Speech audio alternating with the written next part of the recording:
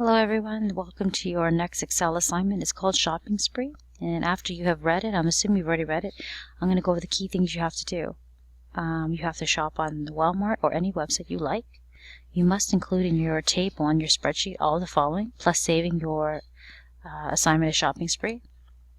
And your grand total, because it's a shopping spree, cannot exceed with taxes not $1,000, then it has to be more than 95. So you have only a $5 leeway. So let's go on to the next page. The next page gives you a visual diagram of how I'd like you to set this up on your spreadsheet. It's columns A to D, 1 to 24. And normally when you think I'm going to start buying something, you just put in your headings and you would just start typing in the items. No, I don't want you to do that. What I really want you to do is create your table, put your headings in, and then I want you to do the formulas first, and I'll show you how to do that. So we're going to put in our headings, shopping spree. I'm going to merge it.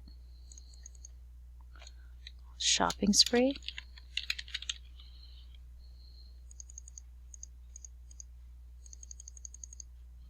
I'm going to widen the first one.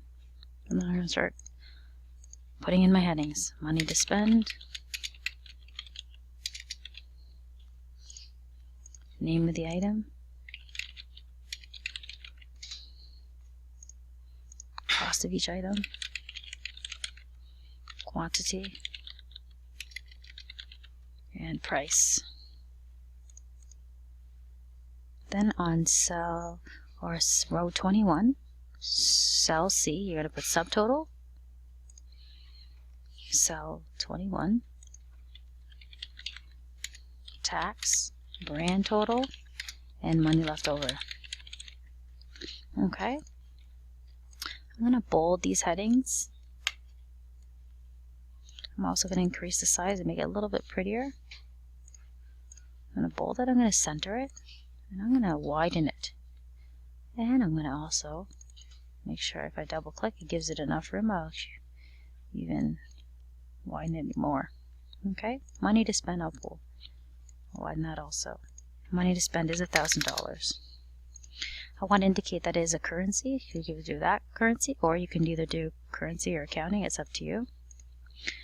I'm going to highlight these and bold it, and then I'm going to start putting in my formulas. So this formula is going to be this times this. So as you go start, it goes this, which is this cell, times with the asterisk, this key, or this cell. And I'm going to do it. The key thing with Excel is that every time you do this, you're going to multiply the same cells together but a different row. All you have to do is go to the original formula, click on that green square, and highlight all the way down. Okay? And that's going to be all the formulas. And if you notice, all the formulas are changed now, but it's very similar, but it's just a different row. In your subtotal, you have they want to know what is the total of all of this when you start buying items. So all you have to do is go to a formula, which is the auto sum, and that's called sum, or you make sure you clicked on sum. And it says you're going to add up the formula from cell D4 to D20. Excellent. The tax is, in Ontario we pay 13% tax.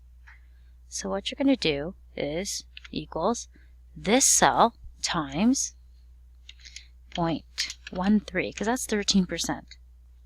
And if you forget, remember, the spreadsheet assignment tells you exactly what to multiply if you forget. And the grand total is going to be equals these two together. The money, I gotta redo this one. It's going to be the total sum of these two. And the money left over is going to be equal to $1,000, because that's the maximum you can spend, minus whatever your grand total ends up being. I have now done all the formulas. All I have to do now is add each item. So let's pretend I'm going to buy a doll. And it's going to cost me $9.99 for one item. And I'm going to buy, let's say, 2 of them. Watch this change. It changes, it changes, it changes, it changes, it changes. Let's buy another item, a board game. And I bought it for $5.69. I'm going to buy 3 of them. Watch everything change. This is going to change, this will change, this will change. And you'll notice this one gets smaller now. I don't want this to exceed $5.